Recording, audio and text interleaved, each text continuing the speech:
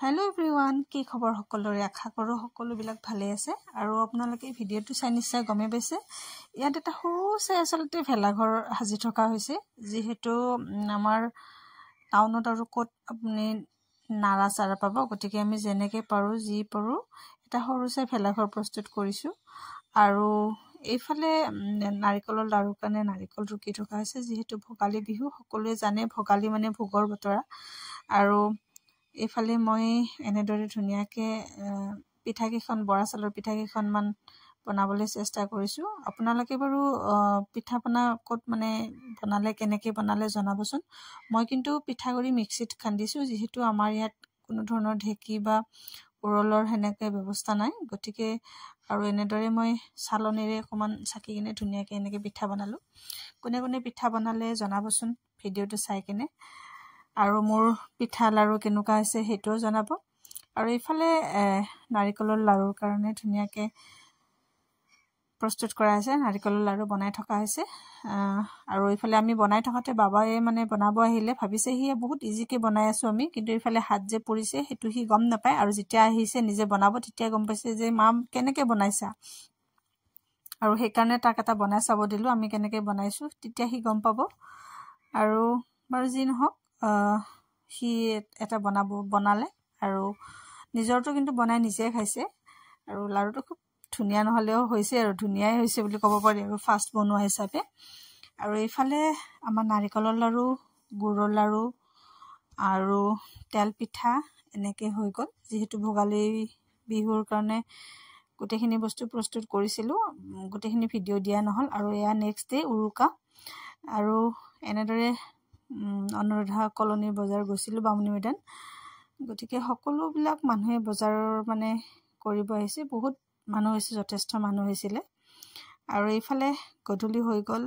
প্ৰায় গধূলি উৰুকাৰ জুই আৰম্ভ কৰিলো জুই ধৰা আৰম্ভ কৰি চাহ কাপ খালো খাই কিনে এইফালে মাংস মাছ বনোৱাত লাগি যাব লাগিব এতিয়া যেহেতু উৰুকা বুলি ক'লেতো অলপ সকলোখিনি বস্তুৱে লাগে আৰু এইদৰে মই ধুনিয়াকে মাছ ভাজিবলৈ আৰম্ভ কৰিছো এফালে মাংস বনাই দিছো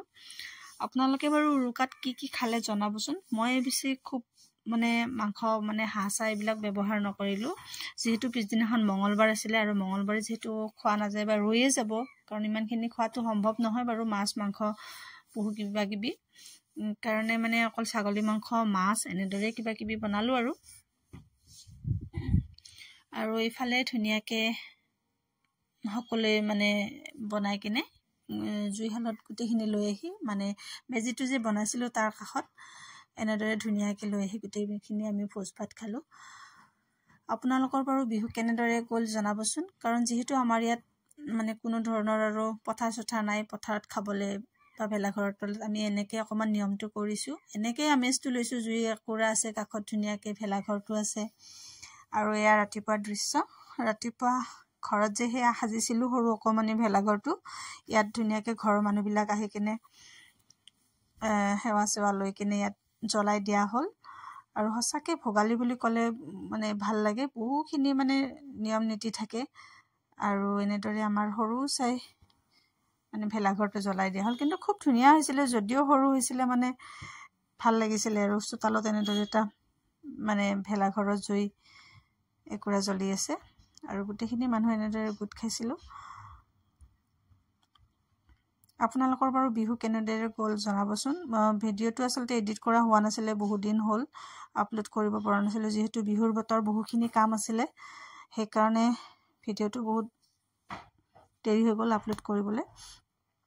আৰু এইফালে সেই মেজিটো জ্বলোৱা আমাৰ ঘৰৰ হোৱাৰ পিছত নামঘৰত আহিলো যেহেতু ৰাজহুৱা নামঘৰ প্ৰতি বছৰে ইয়াতে এনেদৰে মেজি এটা প্ৰস্তুত কৰে আৰু এফালে আহিলো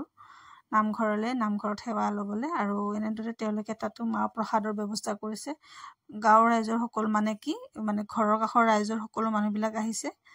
আৰু যেহেতু ৰাজহুৱা নামঘৰ আছিল আৰু ইফালে নামঘৰৰ পৰা আহি কিনে যেহেতু মঙ্গলবাৰ পৰিছিল গতিকে হনুমান মন্দিৰত গলো আৰু আপোনালোকে চাকি বন্তি দেখি গমে পাইছে মানুহৰ লাইন দেখি গমে পাইছে যথেষ্ট মানুহ হৈছিল গতিকে মোৰ বিহু এনেদৰে গ'ল আপোনালোকৰ কেনেকৈ মানে বিহুটো পাৰ হ'ল জনাব